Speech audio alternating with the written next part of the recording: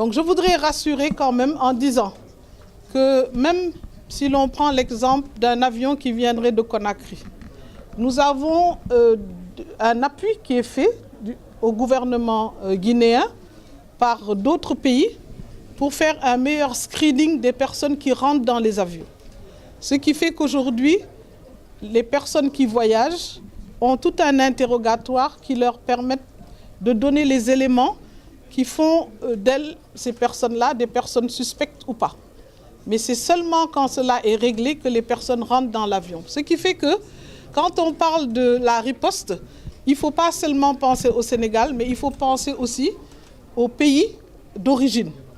Et je peux dire que, par exemple, l'Institut Pasteur de Dakar est en Guinée pour appuyer les autorités guinéennes.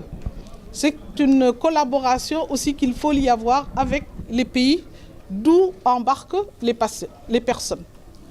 Arrivé à Dakar et même en vol, on nous a aussi bien expliqué comment il y avait une relation entre le commandant de bord et la cour de contrôle.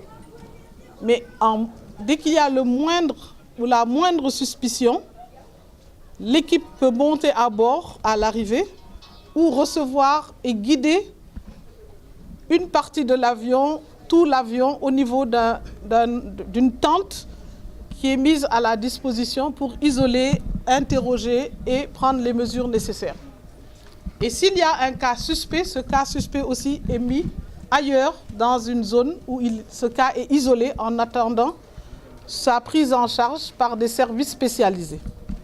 Donc nous considérons que c'est un système qui est quand même assez solide. Je l'ai dit tantôt, qui aura toujours à s'améliorer.